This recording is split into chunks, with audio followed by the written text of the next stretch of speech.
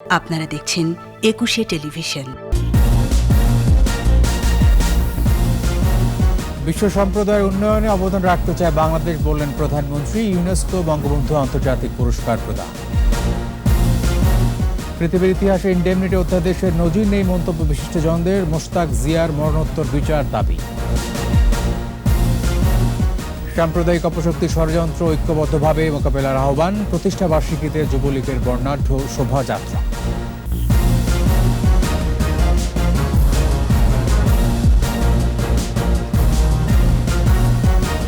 শুনছিলেন first security ইসলামী bank limited সংবাদ শিরোনাম। আমন্ত্রণ রাতের 21 সংবাদে, সাথে আছি আমি তানজির আহমেদ।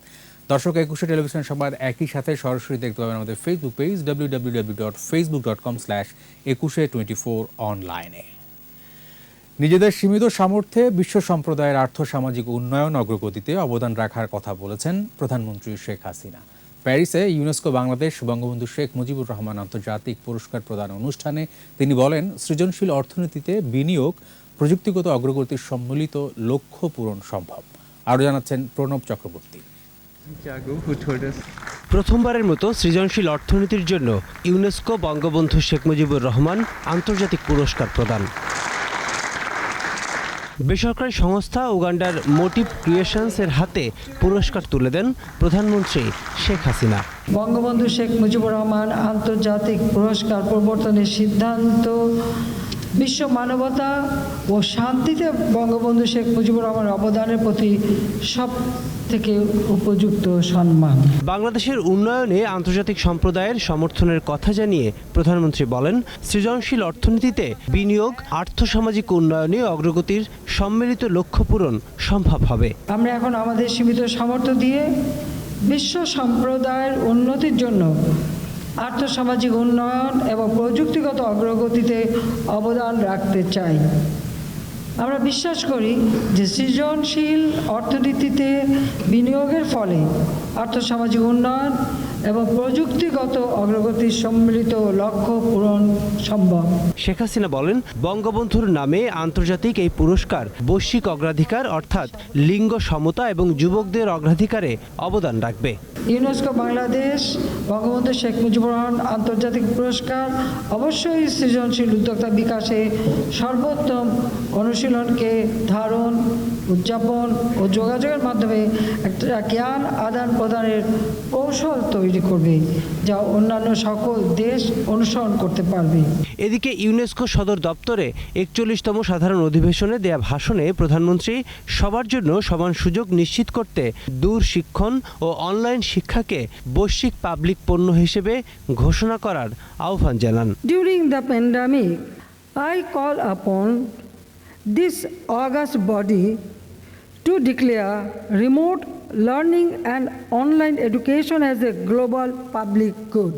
একই সঙ্গে এ বিষয়ে অংশীদারিত্ব এবং সম্পদের জন্য অগ্রাধিকার দিয়ে বেসরকারি খাতসহ অন্য অংশীদারদের সঙ্গে কাজ করার কথাও বলেন প্রধানমন্ত্রী Sheikh Hasina. Bangladesh is ready to work closely with UNESCO in its endeavor to construct the defense of peace. Pranab Chakraborty, 21 television. Indemnity অধ্যাদেশ বাতিলের মধ্য দিয়ে বিচারহীনতার সংস্কৃতি থেকে বেরিয়ে এসেছে বাংলাদেশ। জেনারেল জিয়ার নেপথ্য ষড়যন্ত্র না থাকলে বঙ্গবন্ধু হত্যার পর ইনডেমনিটি অধ্যাদেশ বহাল রাখা হতো না। 15 আগস্টের কলঙ্ক মোচনের পথে একটি বড় অগ্রগতি 1996 সালের 12 নভেম্বর।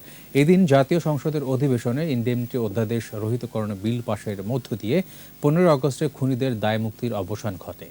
প্রণব চক্রবর্তীর আরেকটি রিপোর্ট। 75-এর 15 আগস্ট সপরিবারে বঙ্গবন্ধুকে হত্যার পর জারি করা হয় সামরিক আইন। মুক্তিযুদ্ধের মধ্য দিয়ে অর্জিত সংবিধান স্থগিত করে ক্ষমতা নেয় বিশ্বাসঘাতক মোস্তাক। আর জাতির পিতাকে সপরিবারে হত্যাকারীরা আশ্রয় পায় বঙ্গভবনে। সেনাপ্রধান হন জেনারেল জিয়া। জাতির পিতাকে হত্যার 42 দিনের মাথায় 26 সেপ্টেম্বর ঘাতকদের দায়মুক্তি দিয়ে কুখ্যাত ইনডেমনিটি অধ্যাদেশ জারি করে খন্দকার মোস্তাক। এরপর জেনারেল জিয়ার শাসনামলে 1979 সালের 9 জুলাই পঞ্চম সংশোধনীর আওতায় একে সাংবিধানিক বৈধতা দেয়া হয়। এভাবেই খুনিদের দায় মুক্তি দেওয়া, অবৈধ ক্ষমতা দখল করা এবং অবৈধ ক্ষমতা দখলকারীরা যে সকল কাজ করেছেন তাকে বৈধতা দেওয়ার জন্যই ইনডেমনিটি অর্ডিন্যান্স পরবর্তীতে আইনের মাধ্যমে চূড়ান্ত আকারে রূপ দেওয়া হয়। 15 আগস্টের কলঙ্ক মোচনের পথে একটি বড় অগ্রগতি ঘটে 1996 সালের 12 নভেম্বর। বঙ্গবন্ধু কন্যা শেখ হাসিনা ক্ষমতায় এসে বাতিল করেন ওই কালো আইন। ওই দিন হরতাল ডাকে তৎকালীন বিরোধী দল বিএনপি। বঙ্গবন্ধু কন্যার নেতৃত্বে ইনডেমনিটি অর্ডিন্যান্স বাতিল করে বঙ্গবন্ধুর খুনিদের বিচার করা হলেও বাস্তবতা হচ্ছে খুনিদের অনুসারীরা, তাদের পৃষ্ঠপোষকরা এবং যারা চান না মুক্তিযুদ্ধের বাংলাদেশ টিকে থাকুক তারা কিন্তু এখনও সক্রিয় রয়েছে। বঙ্গবন্ধু হত্যার বিচার হলেও এর নেপথ্য কুশীলবদের মুখোশ উন্মোচনে দাবি উঠেছে তদন্ত কমিশন গঠনের। প্রণব চক্রবর্তী, 21 টেলিভিশন, ঢাকা। ইনডেমনিটি অধ্যাদেশকে বৈধতা দেয়ায় খন্দকার মোশতাক ও জিয়াউর রহমানের মরণোত্তর বিচার দাবি করেছেন বিশিষ্টজনেরা। পৃথিবীর ইতিহাসে এমন ঘৃণ্য আইনের নজির নেই বলেও মন্তব্য করেন তারা। জসিম জুয়েলের রিপোর্ট। জাতীয় প্রেস ক্লাবে ঘৃণ্য আইন ইনডেমনিটি শিরোনামে আলোচনার আয়োজন করে প্রগতিশীল সাংবাদিক মঞ্চ। আলোচনায় পরিকল্পনা মন্ত্রী এম এ মান্নান বলেন, 15ই আগস্টের খুনিদের রক্ষায় ইনডেমনিটি আইন করা হয়েছিল। আওয়ামী লীগ সরকার সেই আইন বাতিল করে জাতিকে কলঙ্কমুক্ত করেছে। খুন করেছি, এই খুনের বিচার তোমরা কেউ করতে পারবে না। আমি যেটা করেছি এইটা শেষ এবং সেইটা সত্য, সেইটা ন্যায়।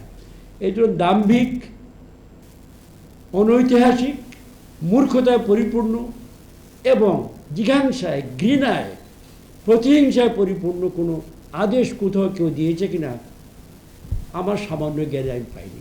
সাবেক আপিল বিভাগের বিচারপতি শামসুদ্দিন চৌধুরী মানিক বলেন, ইনডেমনিটি আইনের বৈধতা দেয় খন্দকার মোশতাক, আর তা আইনে পরিণত করে সামরিক শাসক জিয়া।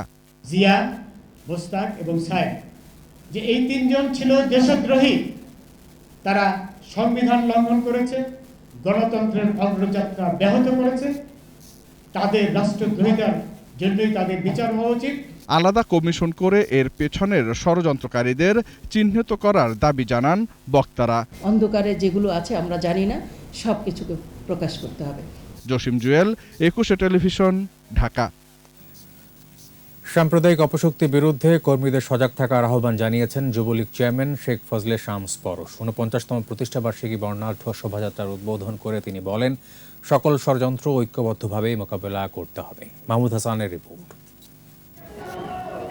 49তম প্রতিষ্ঠাবার্ষিকীতে বাংলাদেশ আওয়ামী যুবলীগের বর্ণাঢ্য শোভাযাত্রা। রাজধানীর সোহরাওয়ার্দী উদ্যান এলাকায় উৎসবের আমেজ।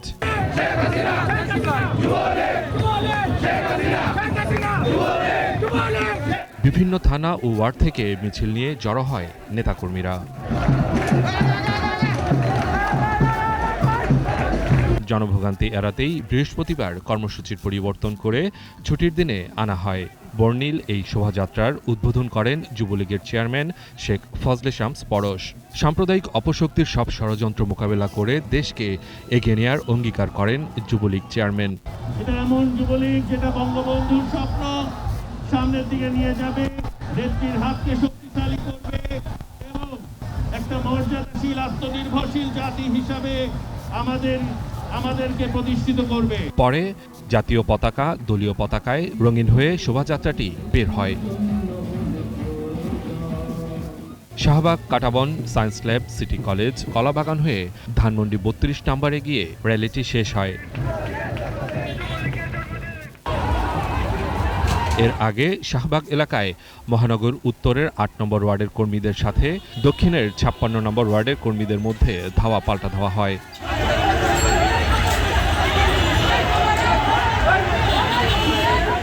সংঘর্ষে বেশ কয়েকজন আহত হয়। মাহমুদ হাসান, 21 টেলিভিশন, ঢাকা। নিচ্ছে সংবাদ বিরতি। যখন ফিরছি তখন অন্যান্য খবরের সঙ্গে আরও থাকবে। ইউপি নির্বাচনে সহিংসতা ঘটনা দুঃখজনক বলেন ওবায়দুল কাদের। সরকারকে দায়ী করলেন মির্জা ফখরুল। আবার আমন্ত্রণ রাতের 21 সংবাদ। অ্যাসোসিয়েট লিডারশিপ অ্যাওয়ার্ড 2021 পুরস্কারে ভূষিত হয়েছেন ডিজিটাল বাংলাদেশের স্থপতি, প্রধানমন্ত্রীর আইসিটি উপদেষ্টা সজীব ওয়াজেদ জয়। তথ্য ও যোগাযোগ প্রযুক্তি খাতে বিশ্ব সম্মেলন world congress in information technology 2021-এর দ্বিতীয় দিনে দেশের তথ্য প্রযুক্তি খাত বৈপ্লবিক পরিবর্তন ও অবদানের জন্য সজীব ওয়াজেদকে পুরস্কার প্রদান করা হয়। তার পক্ষে পুরস্কার গ্রহণ করেন তথ্য ও যোগাযোগ প্রযুক্তি প্রতিমন্ত্রী জুনায়েদ আহমেদ পলক। এ সময় তিনি বলেন, এই পুরস্কার সজীব ওয়াজেদ জয়ের শ্রম, মেধা ও সততার স্বীকৃতি। এর আগে 1997 সালে এ পুরস্কারে ভূষিত হন মালয়েশিয়ার প্রধানমন্ত্রী মাহাথির মোহাম্মদ।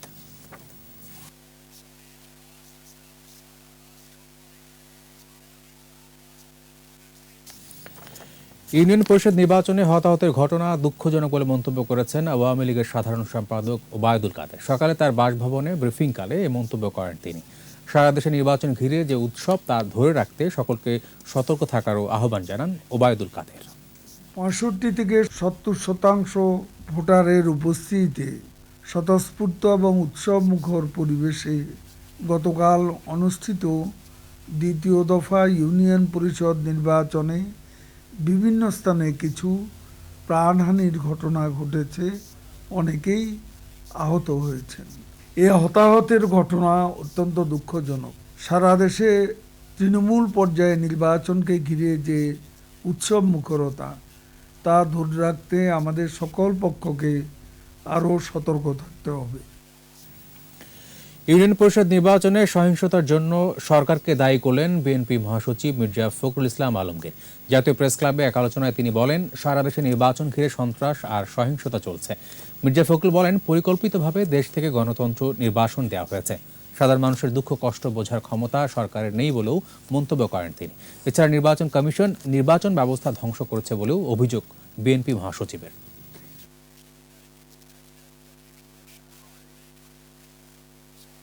এত বড় বড় রামদা ছুরি নিয়ে আপনার ইউনিয়ন পরিষদ নির্বাচন হচ্ছে, চিন্তা করা যায়। আবার তারা মন্ত্রীরা বলছে যে না না এটা তেমন কিছু না, একটু সাধারণ ঝগড়াঝাটি। নির্বাচন কমিশন বলছে যে খুব সুষ্ঠু অবাধ নির্বাচন হয়েছে, ওই যেটা আপনার সংঘর্ষ হয় এর দায় দায়িত্ব আমাদের না। লজ্জা নাই, শরম নেই। এই ভদ্রলোকের কোনো লজ্জা সম্পর্কে কিছু নেই। এই বাংলাদেশের নির্বাচন ব্যবস্থাকে তিনি ধ্বংস করলেন। রাজবাড়ীর বাণীবহ ইউনিয়ন আওয়ামী লীগের সভাপতি এবং সাবেক ইউপি চেয়ারম্যান আব্দুল লতিফকে গুলি করে হত্যা করেছে দুর্বৃত্তরা। আসন্ন ইউপি নির্বাচনে আওয়ামী লীগের মনোনয়ন প্রত্যাশী ছিলেন তিনি। স্বজনরা জানান, গতরাতে বাণীবহ বাজার থেকে মোটরসাইকেলে বাড়ির উদ্দেশ্যে রওনা হন আব্দুল লতিফ। বাড়ির কাছাকাছি পৌঁছতেই দুর্বৃত্তরা তার গতিরোধ করে এবং শরীরে 4টি গুলি করে। তাকে প্রথমে রাজবাড়ী সদর হাসপাতালে প্রাথমিক চিকিৎসা দেওয়া হয়, পরে উন্নত চিকিৎসার জন্য ঢাকায় আনার পথে মারা যান আব্দুল লতিফ।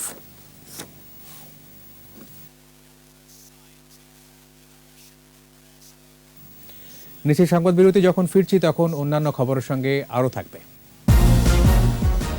শ্রীলঙ্কায় প্রাইম মিনিস্টার চার্জাতে টুর্নামেন্ট, শনিবার বাংলাদেশের প্রতিপক্ষ মালদ্বীপ। আবার আমন্ত্রণ রাতের 21 সংবাদে। এবার প্রবাসের খবর।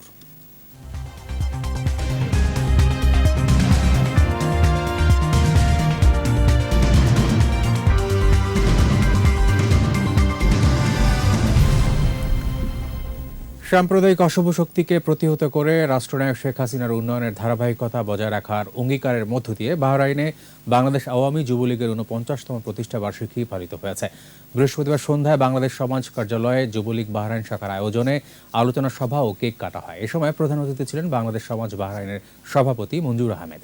যুবলীগ বাহরাইন শাখার সভাপতি মুজিবুর রহমানের সভাপতিত্বে ও যুগ্ম সাধারণ সম্পাদক ইমরান হোসেন সরকারের সঞ্চালনায় প্রধান বক্তা হিসেবে বক্তব্য রাখেন বাংলাদেশ আওয়ামী লীগ বাহরাইন শাখার সাধারণ সম্পাদক আবুল হাশেম।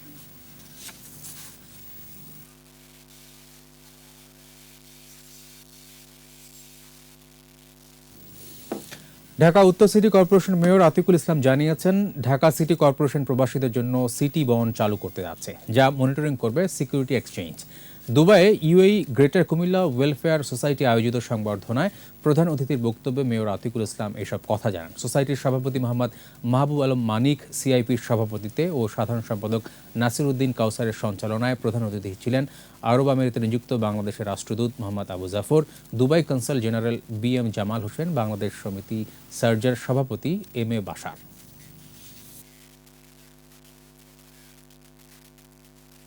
আর এর সাথে শেষ করছি রাতের 21 সংবাদ। যাওয়ার আগে ফার্স্ট সিকিউরিটি ইসলামী ব্যাংক লিমিটেড সংবাদ শিরোনামগুলো আরও একবার। বিশ্ব সম্প্রদায়ের উন্নয়নে অবদান রাখতে চায় বাংলাদেশ, বললেন প্রধানমন্ত্রী। ইউনেস্কো বঙ্গবন্ধু আন্তর্জাতিক পুরস্কার প্রদান। পৃথিবীর ইতিহাসে ইনডেমনিটি অধ্যাদেশের নজির নেই, মন্তব্য বিশিষ্টজনদের। মোশতাক জিয়ার মরণোত্তর বিচার দাবি। সাম্প্রদায়িক অপশক্তির ষড়যন্ত্র ঐক্যবদ্ধভাবে মোকাবেলার আহ্বান। প্রতিষ্ঠা বার্ষিকীতে যুবলীগের বর্ণাঢ্য শোভাযাত্রা।